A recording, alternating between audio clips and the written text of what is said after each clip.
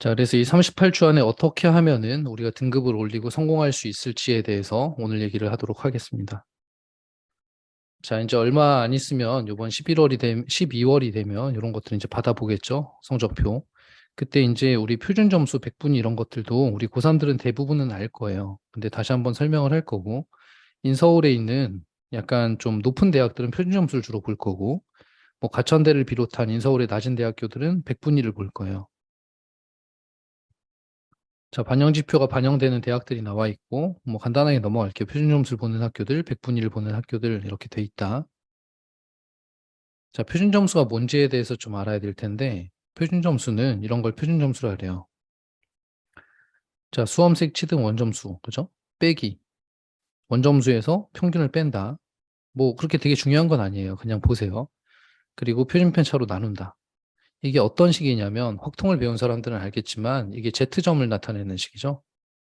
그래서 실제로 평균 이렇게 있으면 평균에서 내가 얼마나 멀리 떨어져 있는가를 측정하는 값이고, 그냥 단순 백분위에 비해서, 백분위에 비해서 그냥 난이도가 좀 반영된다. 예를 들어, 이번 수능은 수학이 불수능이었거든요. 굉장히 어려웠죠. 그래서 수학 점수가 높으면 표준 점수가 굉장히 높았어요. 그럼 되게 유리해지는 거죠. 그래서 좀 더 디테일하게 보는 거라고 생각을 하고, 간단하게 난이도가 높을 경우에 표준 점수는 높아지게 된다. 그죠? 그리고 이 표준 점수의 합을 가지고 대학을 들어가게 된다. 이렇게 아시면 될 것 같아요. 자, 수능 반영 비율도 나름대로 찾아봤겠지만 자연계에서는 수학이 좀 높죠.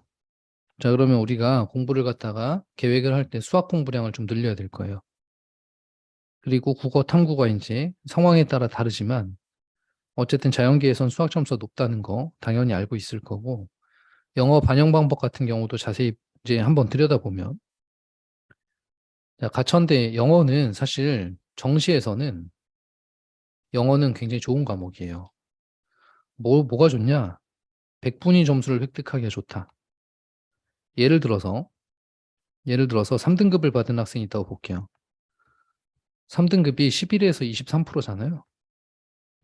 그럼 100분위 점수로 따지게 되면 이거는 89점이고 얘는 77점이에요. 그럼 89점이면은 서울권의 하위권 대학이 될 거예요. 근데 77점이면 수원대도 좀 어려울 수 있거든요. 그러니까 굉장히 차이가 많이 나죠. 그런데 3등급이 11에서 23%라 그랬는데 이게 89점이라 그랬는데 영어 쪽에 3등급을 좀 보게 되면 여기 3등급 보이죠? 보게 되면 가천대에서 92점 주죠. 89점보다 더 많이 주죠. 혹은 77점에 비하면 굉장히 많이 주죠, 점수를. 그죠? 그래서 영어 쪽은 3등급 이상을 받으면 크게 문제가 없다라고 얘기해요. 4등급부터 좀 차이가 나죠. 여기 딱 잘라보면 3등급과 4등급이 주는 점수가 좀 차이가 나죠. 하지만 2등급과 3등급은 사실 큰 차이가 나는 건 아니에요. 3점 차밖에 안 나는데 이게 반영 비율이 20%이기 때문에 크게 차이가 안 나죠. 그래서 3등급 이상을 획득하고 만약에 내가 영어를 잘한다. 그럼 2등급이나 1등급을 획득하는 거 당연히 좋죠. 점수를 올릴 수 있으니까. 근데 내가 영어를 갖다가 잘하는 건 아니다. 그러면 3등급까지만 먼저 잡아주는 게 굉장히 중요해요. 그럼 선생님 4등급이 되면 안 되나요? 이렇게 얘기할 수 있는데 4등급이 돼도 되죠. 근데 여기 서울시립대 한번 봐보세요. 되게 특이하죠. 3등급까지는 점수를 이렇게 주는데 이건 좀 잘못 나온 거죠. 그죠? 4등급부터는 점수가 좀 확 떨어지게 되는 그런 것들을 보시면 돼요. 뭐 연세대도 보면은 약간 같은 계열이죠. 그죠? 자, 그래서 3등급을 갖다 받아야 된다. 영어는. 4등급을 받으려면 다른 과목을 좀 잘해야 된다. 이런 얘기를 좀 하고 100분위 점수를 올릴 수 있다. 자, 정시 입결을 보면 이쪽에 있는 표준 점수랑 관련된 원점수의 합이라든가 표준 점수랑 관련된 건 봐도 잘 모를 거예요. 복잡하기 때문에. 그래서 퍼센트 비율을 보면 그냥 요걸 보면 돼요. 그래서 보시면은 주요 10개 대학교, 그죠? 한 10% 안쪽에 있죠? 그래서 한 10% 안쪽으로 잡아야 되니까 2등급이 4에서 11%잖아요. 그래서 2등급 과목이 좀 섞여 있고, 그 다음 3등급을 받아야 이제 뭐가 좀 되는구나, 인서울 쪽은. 그 다음 수도권 쪽도 4등급을 받으면 굉장히 곤란해요. 자, 4등급에 대해서 얘기를 좀 해야 되는데, 4등급은 23에서 40% 구간이잖아요. 그럼 표준 점수, 백분위 점수가 77점에서 60점까지 가죠. 77점이면 그래도 수도권에 어떻게든 한번 비벼보는데, 왜냐하면 수도권은 백분위 점수 80점 대학이라고 보시면 돼요.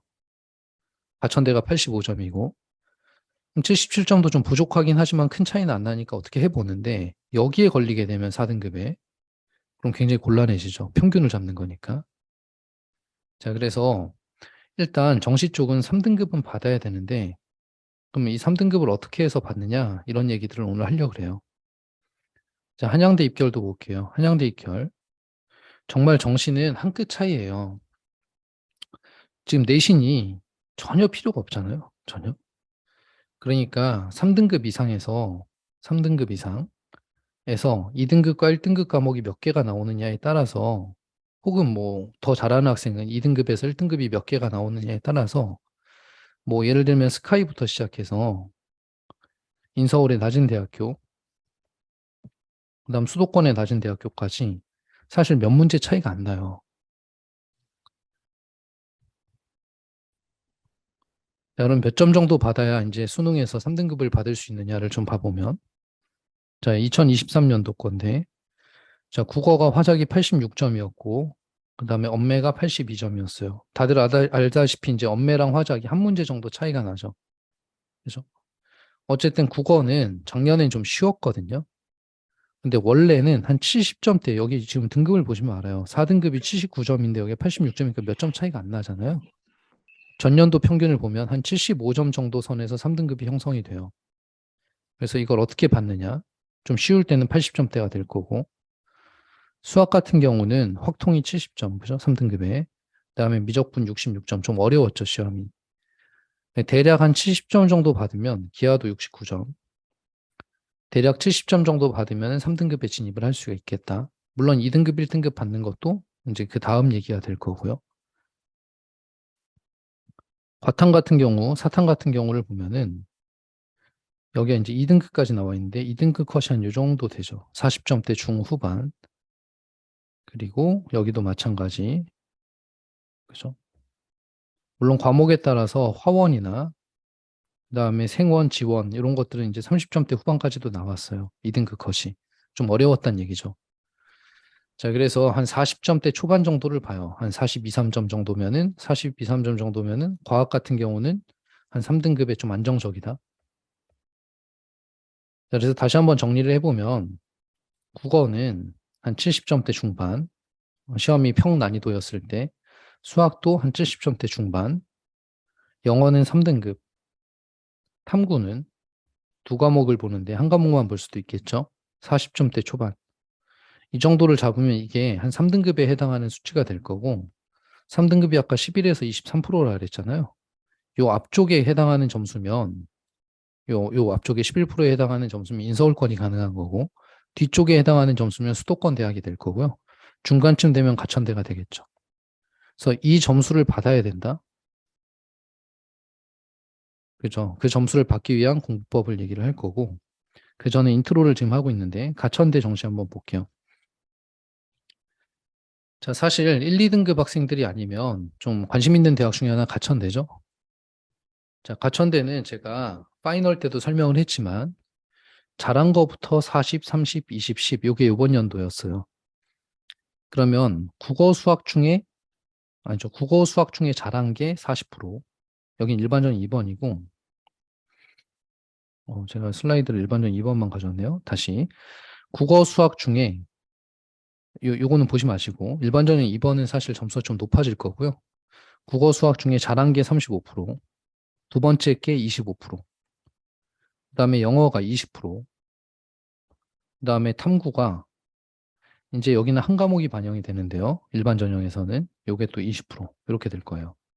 그래서 결국에는 국어랑 수학 중에 요게 합쳐서 60%고 이 중에서 잘하는 게 하나 있어야 그걸 35%를 잡고 들어가겠죠. 그래서 내가 수학이 좀 자신 있으면 수학 쪽으로, 국어가 좀 자신 있으면 국어 쪽을 좀 잘해야 돼요. 그리고 영어는 제가 100분위 점수를 올려주는 거라 그랬고, 그죠? 내년도에는 또 어떤 식으로 펼쳐질지 아직 나온 게 없지만 아마 비슷하게 갈 거라고 생각을 하고 있어요. 자, 요거까지만 보고 이제 학습법 설명회로 들어갈게요.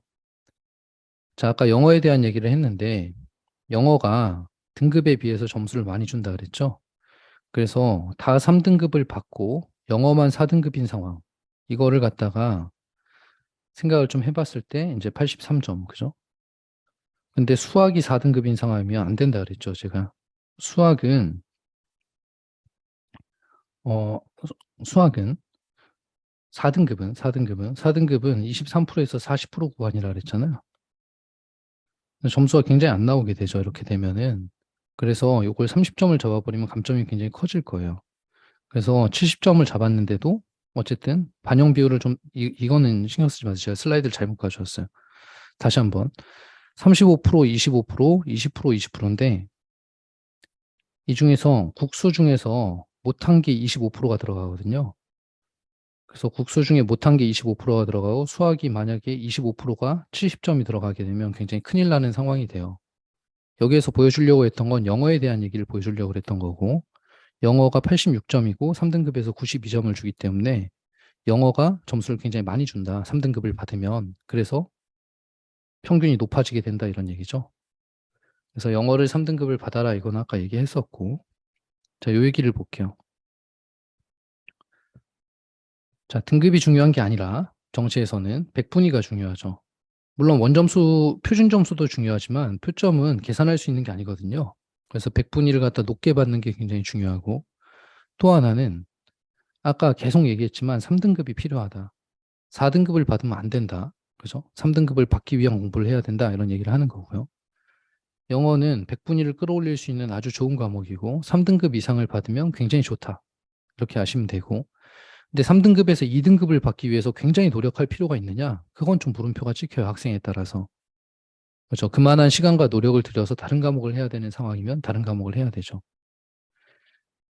알지 모르겠지만 국어 수학은 공통 과목을 잘해야 돼요. 이게 표준 점수가 높아지거든요. 수학은 수, 원, 투고요. 국어는 문학하고 비문학이죠.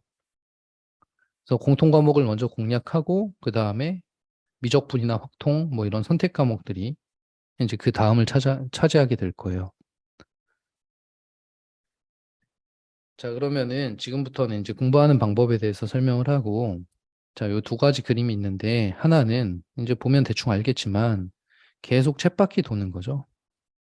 그렇죠? 어떤 상황을 얘기해 주고 싶으냐면은, 예를 들어 수능 특강을 공부한다고 볼게요. 그럼 수능 특강을 1과부터 수학만 따지더라도 수원, 수투, 미적이 있는데, 이게 각각 한 12과 13과씩 있을 텐데, 이걸 1과부터 쭉 보면 36과를 보는데 걸리는 시간이 제법 걸리겠죠. 아무리 열심히 해도 한 2달 이상 걸리겠죠. 그렇게 됐을 때 다시 앞에 걸로 돌아가면 또 까먹게 될 거거든요. 우리가 38주 남았다 그랬는데 까먹는 공부가 되면 안 되잖아요. 그래서 이런 식으로 공부하는 건 지금부터는 좀 비효율적이다. 내신이야 범위가 정해져 있는 거니까 한 6과 정도를 놓고 공부하는 거지만 지금 6과가 아니라 지금 한 36과 정도를 수학만 이렇게 공부해야 되는 그런 상황인데 이걸 처음부터 끝까지 다시 다 보고 있는다? 그럴 이유도 없고 그럴 필요도 없어요.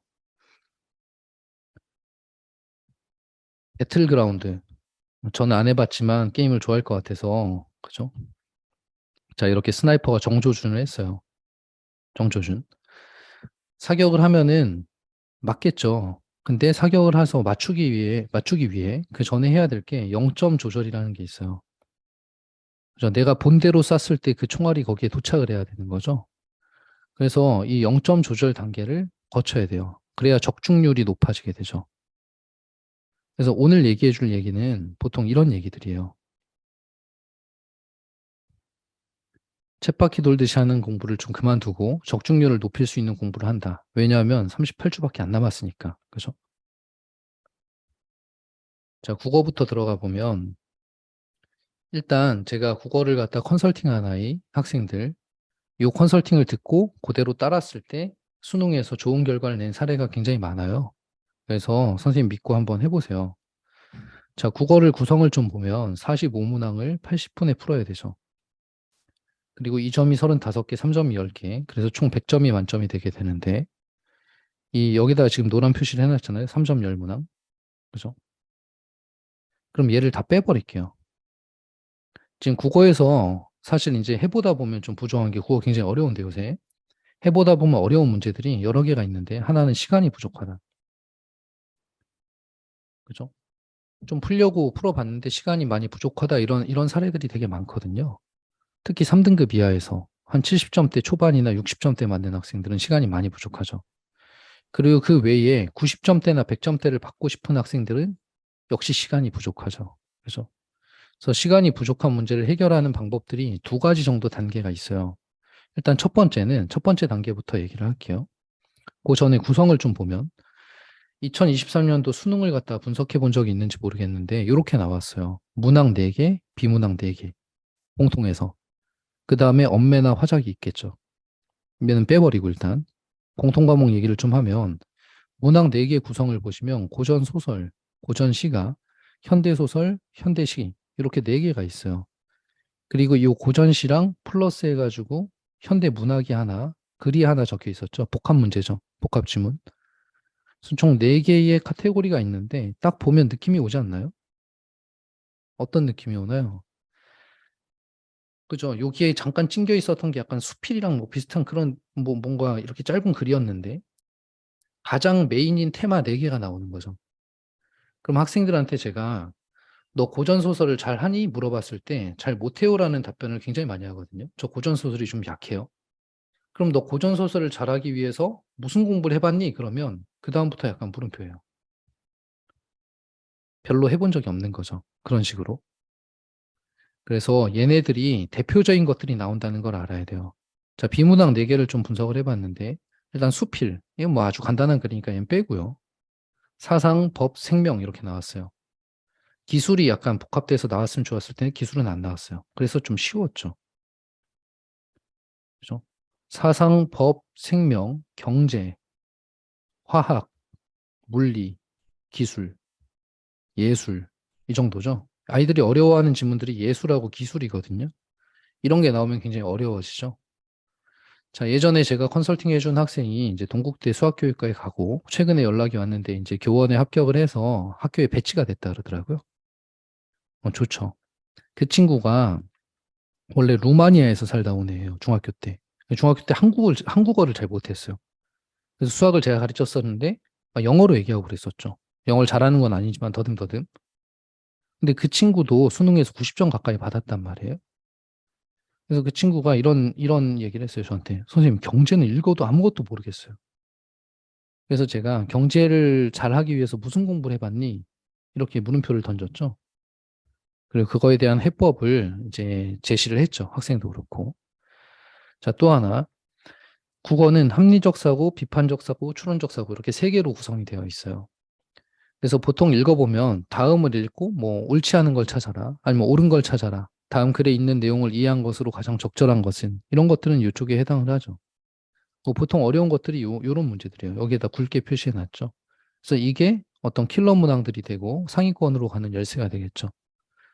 자, 단계별로 먼저 설명을 하면 자, 문제풀이를 할 때 첫 번째 스텝에선 시간을 맞추는 게 굉장히 중요해요. 끝까지 이제 풀어야 되고 끝까지 풀었을 때 아는 것들을 많이 맞춰야 돼요. 쉬운 것도 많거든요. 근데 대부분은 이렇게 풀다가 뭐 이렇게 문제를 순서대로 풀다가 여기가 4번 문제가 3점짜리다. 그럼 얘를 갖다 고민을 하는 거죠. 한 3분, 4분. 계속 찾아보고 3, 4분 고민했는데 정답률이 좋으냐? 그럼 그것도 아니죠. 그 고민은 고민대로 하고 많이 틀리죠. 문제가. 그래서 이럴 거면 제일 먼저 자신 없는 영역의 3점은 그냥 버리는 거예요. 왜냐하면 얘가 시간을 차지하니까. 혹시 원스텝을 통과하게 되면은 나중에 공략할 거예요. 그래서 자신 없는 영역의 3점은 버린다. 그냥 3번으로 찍는다는데 4번으로 찍어도 상관없어요. 어쨌든 10초 내로 끝낸다, 그냥. 그리고 그 외에 2점짜리들을 완벽하게 풀어낸다. 2점짜리만 다 맞춰도 70점이에요. 이게 목표가 됐으면 좋겠어요. 그럼 3점짜리도 10개인데 찍어서 맞는 것도 있을 거 아니에요? 그게 3등급 컷에 가까워요. 그래서 국어에 자신이 없는 학생들은 먼저 2점짜리를 공략한다. 2점짜리는 대부분 합리적 비판적 사고를 요하고 글 중에서 찾을 수 있어요. 글 중에 답이 있는. 아시겠죠? 이런 연습들을 좀 하라는 거고. 두 번째, 투스텝에서는 이제 어느 정도 속도가 나면은 킬러 문항들을 공략을 해야 될 거 아니에요? 킬러 문항을 공략하는 방법은 또 따로 있어요. 자, 수능 시험 문제거든요. 이번 수능에서 문제고 선생님이 한번 그냥 보여주려고 이렇게 가져온 거예요. 제가 푸는 방식이에요. 제가 가르쳤을 때. 자, 한번 보면은 제일 먼저. 자, 이 법이구나. 그죠? 제가 푸는 방식을 갖다가 설명을 해드릴 테니까 이렇게 공부를 만약에 내가 국어에 자신이 없는 학생이고 나 나름의 어떤 국어를 푸는 방법이 결정되어 있지 않다. 그럼 한번 따라해 보세요. 자, 일단 법이구나. 그죠? 그리고 더 이상 읽지 않아요. 법이구나. 문제를 먼저 보는 거예요. 그래서 이 국어를 푸는 방법을 가르치는 방법은 가르치는 사람들에 따라서 다 달라요. 아, 이게 좋다, 저게 좋다, 물결 치는 게 좋다, 줄 안 치는 게 좋다, 다 다르죠. 자기한테 맞는 방법을 찾아야 하는데, 어쨌든 제가 푸는 방식을 좀 소개를 하면 제가 머리가 좋지가 않아요. 그래서 여기서부터 여기까지 이렇게 다 읽고 기억을 못 해요. 다 읽고 풀면 또 읽어야 돼, 어차피. 다시 찾아가면서. 그러니까 시간이 너무 많이 낭비되는 거죠. 그래서 제가 선택한 건 이런 거죠. 자, 10번 문제는 내용과 일치하지 않는 거구나. 그럼 내용을 찾아가면서 읽으면 되겠구나. 이런 생각을 좀 할 수 있고요. 자, 기억에 대한 이해니까 이건 기억이 나왔을 때 집중해서 읽으면 되겠다. 일단 기억은 머릿속에서 제껴놓자. 윗글을 바탕으로 보기를 이해한 내용. 이런 게 추론적 사고죠. 어렵죠. 그죠? 얘 푼다고 이제 낑낑거리다 시간만 다 가는 거죠. 그래서 좀 잘 못하는 단계에선 4번. 그죠? 좀 잘하는 단계에서는 얘가 가장 메인 문제가 되죠. 다른 거 금방 풀어놓고. 자, 그 다음 13번은 문맥상 A에서 E와 가까운 거. 이건 완전 단어 문제죠, 그냥. 아무런 뭐, 이쪽 거랑 별로 상관이 없죠, 내용적으로. 그러면, 아, 그래. 기억해야 될 거는 10번하고 12번이에요. 얘는 기억은 나중에 보면 되는 거고, 그 다음 단어 문제도 역시 그때그때 보면 돼요. 자, 그러고, 그래 놓고 조금씩 읽는 거예요. 자, 보통 처음에 나오진 않을 거니까, 법령의 조문은 법이죠. A에 해당하면 B를 해야 한다는 요건과 효과로 구성된 조건문으로 규정된다. 자, 그러면 뭐 제가 풀 때를 기준으로 하면 A에 대한 요건과 그 다음에 효과로 구성된 조건문으로 구성된다. 무슨 말인지 이해를 했죠. 하지만 이 요건이나 효과가 항상 일의적인 것은 아니다. 이게 무슨 뜻인지 모를 수 있겠죠.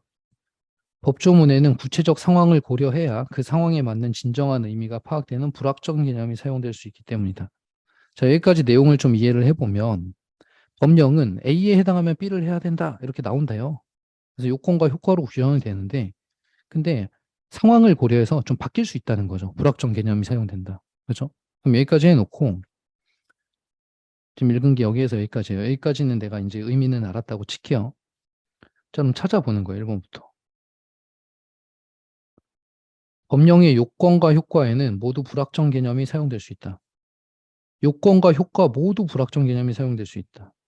그죠? 요건이나 효과가 불확정 개념이 사용될 수 있다. 그죠? 그래서 이게 뭐 이렇게 나왔던 거니까 여기 찾아가는 거죠. 그리고 기억은 아직 안 나왔죠. 근데 얘는 나왔죠, 지금. 구체적 상황을 고려해야 그 상황에 맞는 진정한 의미가 파악된다.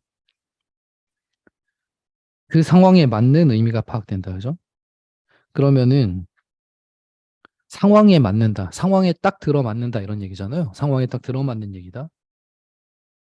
이것이 내가 찾는 자료가 맞는지 확인해라. 상황이 들어맞는 게 아니라 얘는 그냥 맞는지 틀린지 확인하라는 거죠. 아, 이것도 아니겠다. 그죠? 답이 아니겠다. 그리고 얘도 한번 읽어보죠. 이러고 나서. 보기를 이해해야 되니까 갑은 을에게 물건을 팔고 대가로 100을 받기로 매매 계약을 했는데 갑이 계약을 위반해서 을은 80의 손해를 입었다. 다음과 같이 세 가지 상황이 있다.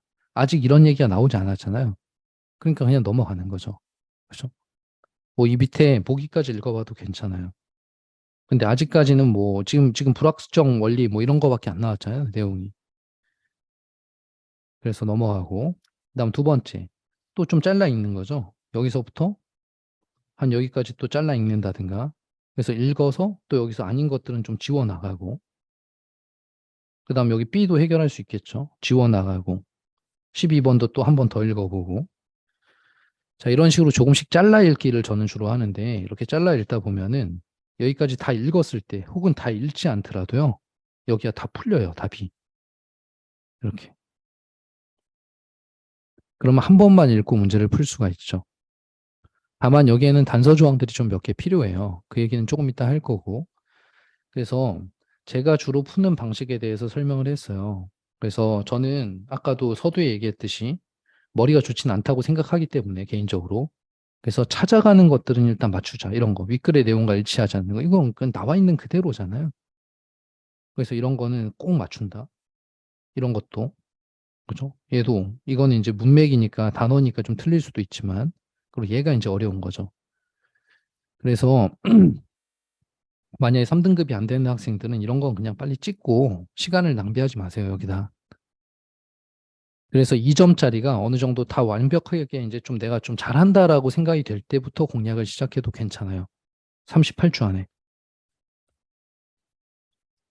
좀 넘어가서 좀 더 얘기를 해볼게요. 자, 문제풀이 공부 방법. 자, 여기부터 하루에 3번을 나눠서 공부를 하시면 좋아요. 이유는 뭐냐면 국어는 집중력을 필요로 하는 과목이거든요. 근데 3시간씩 문제 풀고 있으면 집중이 잘 안 돼요. 그래서 저도 학창 시절에 3시간씩 문제 풀고 있지, 이렇게 하진 않았거든요. 그리고 제가 아이들한테 주로 컨설팅 해준 게 오전, 낮, 밤으로 나눠서 공부를 한다.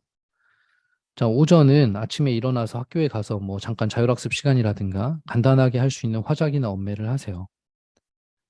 그리고 낮에는 문학 공부를 하는 게 좋아요. 왜냐하면 낮에는 학교에 있는 시간이니까. 근데 우리 정시를 만약에 올인하는 학생들은 학교 내신도 필요 없죠, 이제. 그죠? 그럼 학교에서도 사실 공부하는 게 맞거든요. 외고나 자사고 쪽은 내신 필요 없는 애들은 그냥 자율학습 시켜요. 하루 종일. 그러니까 그게 맞는 거예요, 사실은. 그래서 낮에는 문학 공부를 하는데 이 문학 공부는 이제 문제도 풀 거 아니에요. 문학 지문이 있으면 문제도 풀 거고 그 문제를 풀 때의 방법이 저 앞에 있는 것들이고 문학을 풀고 나면은 이 문학에 대한 공부를 해야 되죠. 그래서 문학에 대한 배경 지식을 쌓는 공부. 그러려면은 너무 많으면 못 해요. 그래서 하루에 한두 개 정도 작품. 자, 밤에도 마찬가지. 비문학은 또 시간이 많이 필요하죠. 집중력이 많이 필요하죠. 그래서 좋은 시간대에 한두 개 정도의 작품을 하는 거예요. 그리고 배경 지식을 쌓는다. 그런데 문제를 풀 때는 어떻게 푸는 게 좋으냐면 먼저 아까 이렇게 공부를 할 건데 문학을 갖다가 오늘 2개 지문을 공부를 한다고 볼게요. 2개 지문. 자, 그러면 예를 들어 고전 소설 하나랑 뭐 현대시 하나를 갖다 푼다. 그럼 여기에 문제들이 이제 달려 있겠죠. 한 4문제씩. 자, 그러면 1단계에서는 일단 시간을 맞추세요. 하나당 한 8분 정도 안에 풀어야 돼요. 이거는 답 찾는 연습을 하는 거예요. 그래서 아까 얘기했듯이 어떤 2점짜리들 답 찾는 연습. 그래서 시간을 맞추고 풀고 얘도 마찬가지. 그럼 한 20분 안에서 문제 다 풀겠죠. 풀고 나서는 다시 한번 푸는데 슬로우 풀이라고 이름을 붙였는데요. 시간을 무제한으로 놓고 다시 한번 풀어보세요. 그리고 또 하나는 이 지문의 내용이 이해가 안 갈 수도 있잖아요. 그럼 내용 파악까지 하고 다시 한번 풀어보세요. 문제를. 그래 놓고 이제 답을 맞춰보면, 그죠? 이 둘 사이에 어떤 갭이 생기겠죠? 시간을 맞춰서 풀었을 때랑, 그 다음에 시간을 무제한으로 맞춰서 풀었을 때랑, 그러면 예를 들어 무제한으로 놓고 풀었을 때 맞았으면 내가 그걸 맞출 수 있는 능력이 있는 거거든요. 근데 다만 시간 내로 못 푼 거죠. 그래서 요 갭을 좁혀 나갈 수 있으면 좀 늘 거예요. 근데 대부분은 공부를 어떻게 하냐면 풀고, 그죠? 쭉 시간 맞춰서 쭉 풀고, 뭐 맞은 건 맞았고, 뭐 틀린 건 틀렸죠. 그럼 틀린 거 이제 오답을 하죠. 그럼 그게 왜 틀렸는지 답안지를 보죠. 답안지를 보고, 아, 이래서 틀렸구나.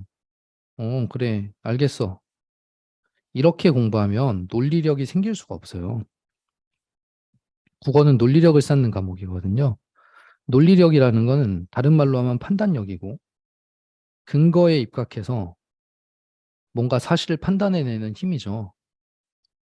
그래서 마찬가지로 학습을 했는데 오답을 할 때에도 정답을 보지 않고 답이 나올 때까지 한번 해보는 거예요. 그죠? 그래서 내가 나름대로 1, 2, 3, 4, 5 중에 아까는 2번을 답으로 썼는데 다시 좀, 이게 틀려서 다시 한번 보다 보니까 2번이 답이 아니라 5번인 것 같은 거예요. 다른 건 아니야. 이유가 있겠죠, 근거. 그래서 답을 맞춰보세요. 5번이면 좋고, 만약에 5번이 아니라 4번인 거예요, 답이. 그럼 이제 공부거리가 생긴 거죠. 왜 4번이지? 그죠? 단어도 찾아보고 생각도 해보고. 그러려면 하루에 너무 많은 양을 하면 안 돼요. 그래서 생각하는 공부가 돼야 되거든요, 국어는.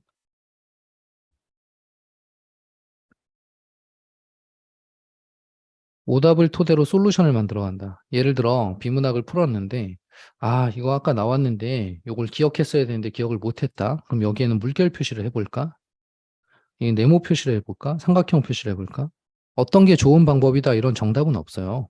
아까 제가 문제 푸는 방식을 설명해 줬지만 다른 사람은 그렇게 안 풀 수도 있거든요. 자기한테 맞는 방식이 있을 거예요.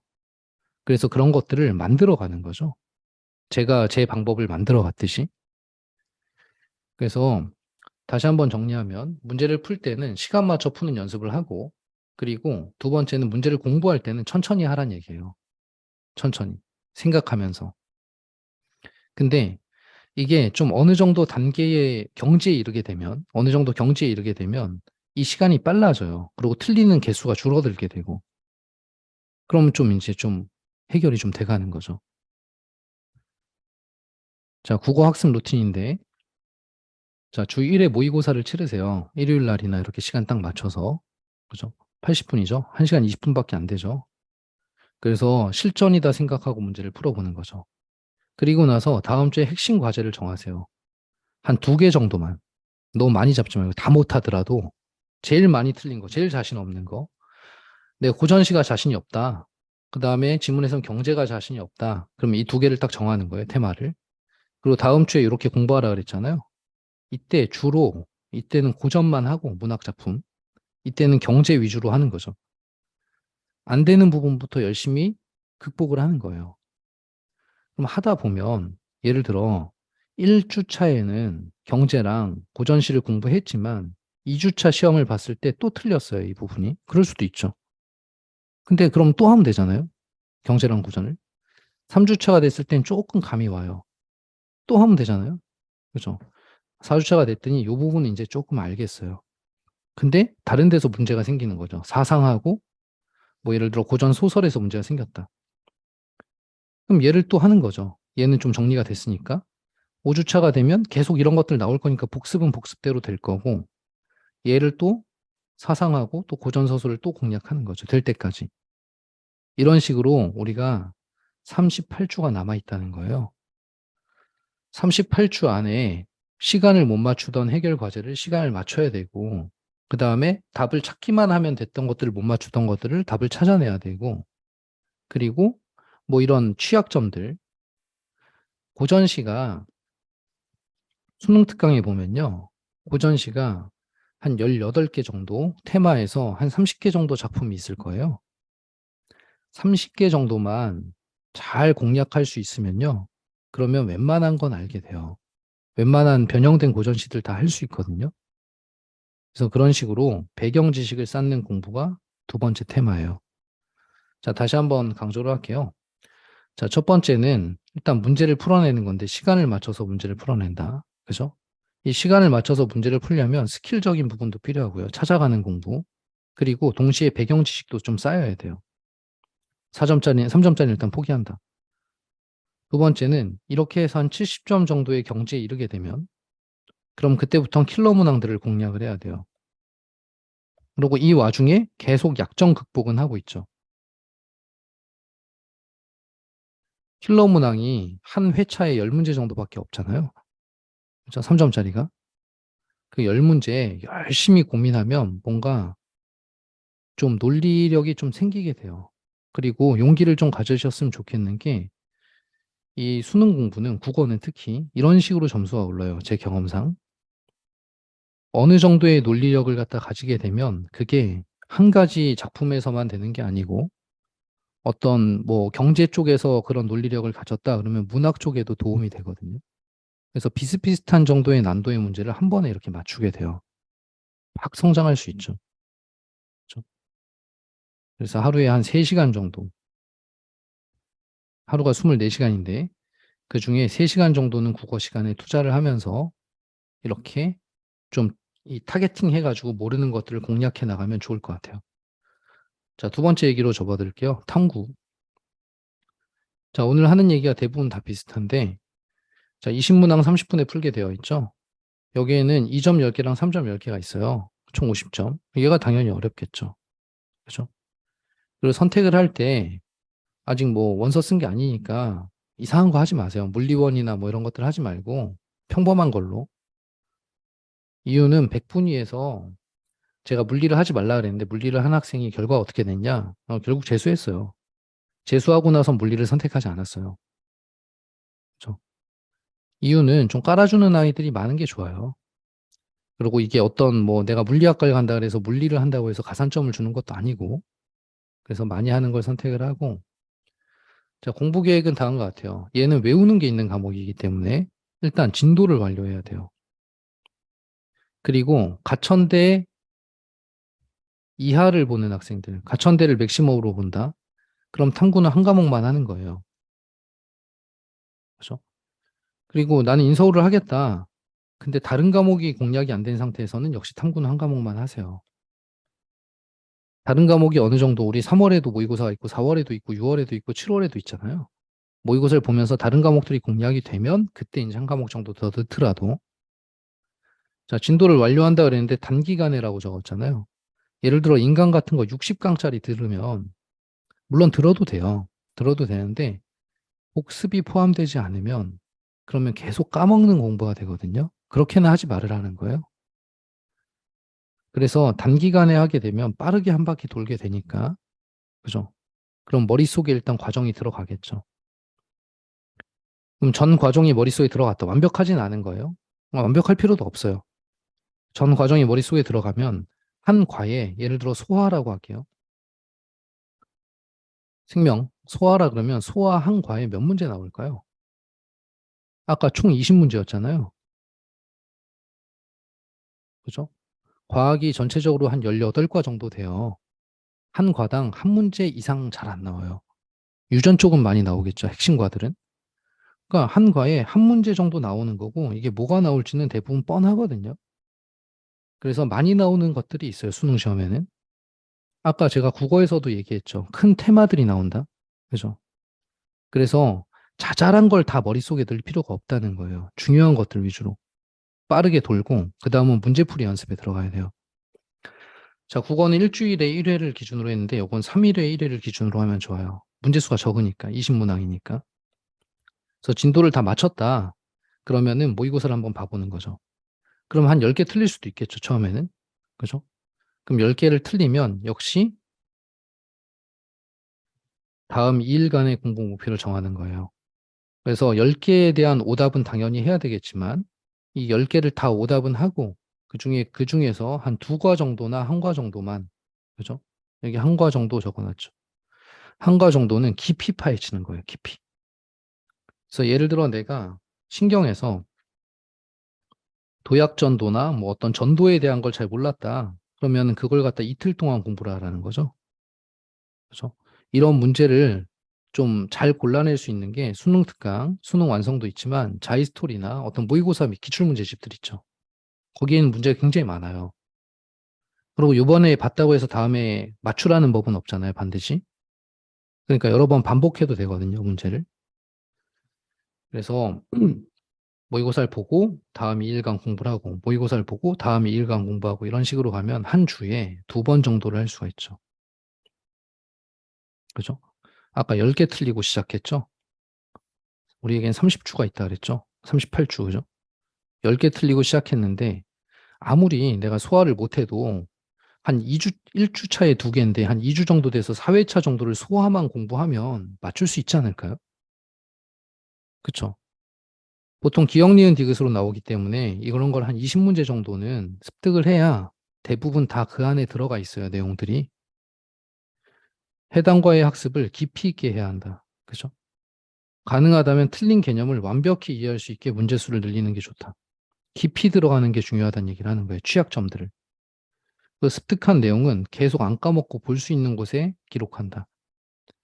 자, 갑자기 라떼는 정말로 물화생지 8과목에다가 물화생지가 1, 2가 있잖아요. 그죠? 8과목에다가 한국지리 세계사, 국사, 경제, 법, 또 뭐가 있죠? 윤리, 그죠? 그게 한 7, 8과목 돼서 총 한 15과목 정도를 시험을 봤었어요. 80문제. 그때 제가 이렇게 공부해서 대부분 다 맞췄거든요. 거의 다 외우고. 그래서 지금은 한 과목밖에 안 되잖아요. 15과목이 아니라 금방 공략할 수 있어요. 그래서 취약점 위주로 깊이 있게 파헤친다. 알겠죠? 자, 그 다음에 수학 공부법. 요게 이제 마지막 얘기가 될 것 같은데. 자, 수학은 30문항에 100분이고요. 4점짜리가 13개가 있어요. 그래서 52점이죠.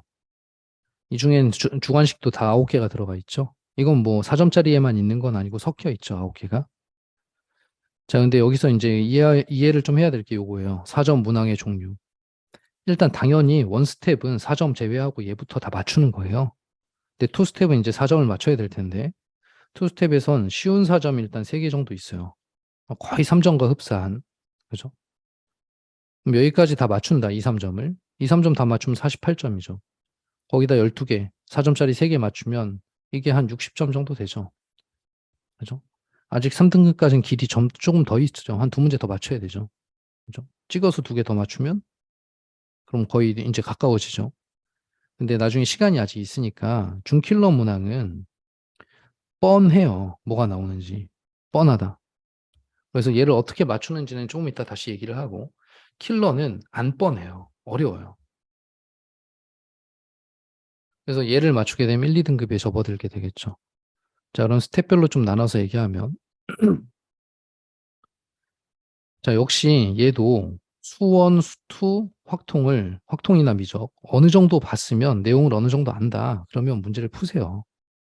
진도에서 개념이 부족한 부분을 보완한다. 그죠? 일단, 예를 들어 삼각함수는 정말 자신이 없어요. 그럼 삼각함수 위주로 공부를 하라는 거예요. 처음부터 라이트센 다 풀고 있지 말고. 시간이 없어요, 우리가. 그죠?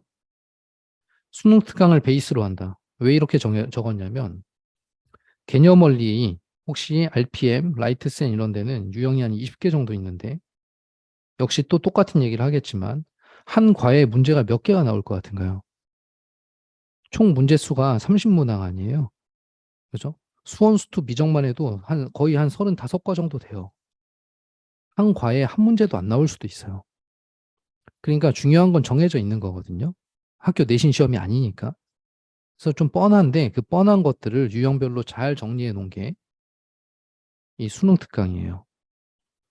수능 특강은 한 과당 한 3개나 4개 정도의 개념이 들어가 있죠. 문제 수는 굉장히 적죠. 그래서 거기에 나와 있는 개념들은 정말 중요한 개념들이 나와요. 거기에서 수능 시험 문제가 나올 거예요. 그 개념에서. 그래서 수능 특강을 베이스로 개념 공부를 하되 뭐 수능 특강에 있는 개념을 봤는데 문제 2문제씩 달려 있잖아요. 그거 풀어봐야 좀 잘 모르겠다. 그런 개념 원리를 뒤지는 거죠. 다 풀라는 게 아니라 그 부분을. 그래서 자기 진도에서 개념이 부족한 부분이 해결이 됐다면 그럼 주 1회 모의고사를 진행을 하는 거예요. 지금 얘기하는 건 학원에서 나가는 진도 수업과는 전혀 상관이 없어요. 그거 외에 별개로. 우린 정시 준비하는 학생들은 다 학생들 한 명 한 명마다 상황이 다 다르거든요. 그러니까 주요한 컨설팅은 할 수 있지만 어쨌든 내가 부족한 건 내가 가장 잘 알 거거든요. 그런 것들을 해보라는 거죠. 그리고 좀 잘 모르면 콴다도 있고 또 학원에 질문 채널도 있잖아요. 답안지도 있고. 그죠? 그리고 1대1로 좀 붙여주세요. 이렇게 요구할 수도 있을 거고. 자, 어쨌든 개념이 잡혔으면 주 1회 모의고사를 진행을 하세요. 자, 다 똑같죠? 모의고사를 토대로 다음 주에 핵심 과제를 갖다가 2과 정도 편성한다. 자, 예를 들어서 이번 주에 풀었는데 한 10개 틀렸어요. 근데 4점짜리가 좀 많아요. 그럼 일단 4점짜리는 제외시키세요. 킬러는 아직 공략할 때가 아니다. 그럼 킬러 빼세요. 이렇게. 준킬러도 아직 아니다. 그럼 빼세요. 자기 수준에 맞게. 근데 내가 3점짜리까지는 다 잘한다. 그럼 준킬러도 포함이 돼야죠. 그럴 때는. 그죠? 그러면은 핵심 과제를 한 2과 정도. 예를 들어서 삼각함수 얘기를 해볼게요. 삼각함수, 도형의 극한. 삼각함수의 극한. 자, 삼각함수 도형의 극한은 준킬러 중에서 아까 얘기한 어려운 5문제에 들어가요. 무슨 얘기냐면 수능 시험에 100% 나온다는 얘기예요. 자, 자이스토리를 가지고 있는 분이 있을 텐데 학생들이 자이스토리를 보면 어떤 식으로 구성이 되어 있냐면 예를 들어 수원이 수원 말고 미적 얘기하고 있었으니까 미적분 얘기를 할게요. 미적분에 700문제라 그럴게요. 자이스토리의 전체 문항이 700개예요. 방금 얘기한 삼각함수의 극한이 60문제 이상 있을 거예요. 거의 10분의 1 이상. 무슨 얘기냐면 많이 나온다는 얘기예요. 자이스토리가 모의고사 기출문제 모음집이잖아요. 거기에서 많이 나와 있는 문제는 수능 시험에 나오는 거예요. 쉽게 얘기하면. 자, 그래서 일단 첫 번째, 능력에 따라 3점부터 공략한다. 그죠? 그럼 3점이 공략이 안 된 학생들은 3점부터 먼저 다 보세요. 그리고 아까 얘기했던 좀 어려운 개념들, 내가 취약한 개념들을 찾아가는 거죠. 그리고 만약 이게 해결이 좀 됐다. 그러면 쉬운 사정까지 보고 좀 해결이 됐다. 그럼 준킬러로 접어드는데 이때부터가 조금 이제 어려워요. 준킬러로 접어들게 되면 그 문항 자체가 어려운 문항일 거 아니에요. 그래서 자신 있게 될 때까지 한다. 그죠? 한 주에 삼각함수 도형의 극한을 갖다가 20문제나 30문제 풀어본 적 없죠. 그죠? 좀 수능 시험에 100% 나온다 이렇게 얘기를 해줘도 뭐 급수 있잖아요. 무한 등비급수. 등비급수는 반드시 나오거든요. 근데 이걸 2, 30문제씩 풀어본 적이 없죠, 한 주에. 하면은 공략할 수 있어요. 그래서 요 정도까지는 제가 볼 때 요 정도까지는 노력으로 맞출 수 있어요. 그리고 마지막 5문항을 남겨놓은 상황에서 9월 달 정도가 되면 그러면 킬러 문항 위주로 공략할 수 있는 시간이 생겨요. 보통 킬러 문항들은 미적분에서, 그러니까 수투의 미분 적분에서 많이 나올 거니까. 그죠? 그래서 9월 전에 여기까지 노력으로 좀 해결해 간다. 이게 이제 핵심인 것 같아요. 자, 계획을 잡아 단계별로 공략한다. 그죠? 이 와중에 학교 내신도 좀 챙겨야 되고, 할 일들이 많죠. 자, 수능 시험에 나오는 문항들은 대략 정해져 있습니다. 그래서 전 유형을 다 반복할 필요는 없고, 과외 한 3, 4개 정도만 알면 되고, 숙제와 별개로 핵심 과제는 그 주의 핵심 과제를 정하자 그랬잖아요. 그거는 자신이 생길 때까지 파고드는 게 좋다. 예를 들어 개념 수준에서 끝내지 말고 유형도 보고 그 다음에 더 된다면은 좀 깊이 있게까지. 자, 모든 문제를 풀지 말고 부족한 유형을 기준으로 선별하면서 공략해 간다. 좀 느낌이 올지 모르겠어요. 그래서 시험을 보고 시험을 내용을 바탕으로 취약한 부분들을 깊이 있게 파헤쳐 간다. 그죠? 그런 게 이제 핵심이 될 것 같아요. 자, 그래서 기억하기 좋게 취약점 고밀도 학습법이라고 이름을 정했어요. 취약점을 밀도감 있게 학습해 나간다. 그죠? 그래서 국어, 수학, 탐구에 대해서 얘기했고, 이 국수탐은 대부분 다 내용은 비슷비슷했죠. 그죠? 모의고사를 보고, 그 다음에 어려운 부분들을 깊이 파헤친다. 국어만 좀 느낌이 달라서 국어를 오랫동안 설명을 했어요. 자, 현재 38주가 남았는데요. 그죠? 처음부터 끝까지 다 할 필요도 없고, 할 수도 없어요. 38주 안에 약점을 강점으로 바꿀 수 있으면 정시에 성공할 수 있고요. 등급 컷도 생각보다 높지 않아요. 그래서 가천대 정도에 합격하는 거는 지금 누구나 다 할 수 있어요. 밀도감 있게 공부하면. 그리고 인서울권에 이제 좀 좋은 대학교를 가고 싶은 사람은 일단은 3등급부터 다 잡아야 돼요. 그래서 3월 모의고사를 보고 나면 제가 이제 요 슬라이드는 끄고 얘기할게요. 자, 이제 좀 마무리 얘기를 할 건데, 좀 얼마만큼 도움이 됐는지, 얼마만큼 느낌이 올지는 모르겠어요. 근데 핵심은 이런 거죠. 고등학교 3학년들은 시간들이 많이 남아있지 않다는 거예요. 그래서 욕심은 나겠지만 다 할 수가 없어요. 뭐 다 할 필요도 없다 그랬고. 내가 못하는 걸 중점적으로 공략해야 된다. 경제를 못하면 경제를 중점적으로 한 주 이상 계속 본다. 이런 게 핵심인 거죠. 그래서 3월 모의고사가 3월 23일 날 있는데 모의고사 보고 나면 결과가 나올 거 아니에요. 그 결과를 토대로 해서 그때부터가 정시 공부의 시작이에요. 지금까지 정시 공부를 제대로 한 사람도 있겠지만 이제부터 하려고 하는 사람들도 있을 거거든요. 거기에서 내가 한번 보고 취약점을 분석해 보고 그리고 나서 4월 모의고사를 준비해야 되고 4월이 끝나면 6월을 준비해야 되죠. 그래서 그 과정에서 혹시라도 어떤 과목들이나 어떤 특정 부분에 대해서 좀 어떻게 해야 될지 모르겠거나 이런 상황이 생기면은 주저하지 말고 선생님을 찾아오세요. 그래서 찾아오면 선생님이 과목별로 또 상황에 맞게끔 컨설팅을 해줄 테니까 아시겠죠? 그래서 38주 취약점 고밀도 학습법 한번 실행해 보시면 좋을 거예요. 자, 오늘 설명회는 일단 여기까지 마치고 그리고 나서 각자 공부 계획을 좀 세워보고요. 그리고 3월 모의고사가 얼마 안 남았으니까 지금 한 달 정도 남았거든요. 그래서 그때까지 너무 욕심 부리지 말고 극복할 수 있는 것들부터 극복해 나간다. 자, 그래서 1시간 정도 설명을 했는데 일단 내용은 마치도록 하고 제가 질문이나 이런 것들은 개별적으로 받도록 할게요. 자, 그러면은 어쨌든 고생했고 1시간 동안 또 개인적으로 궁금한 것들이 있으면은 따로 찾아오도록 하세요. 자, 일단 마치도록 하겠습니다. 고맙습니다.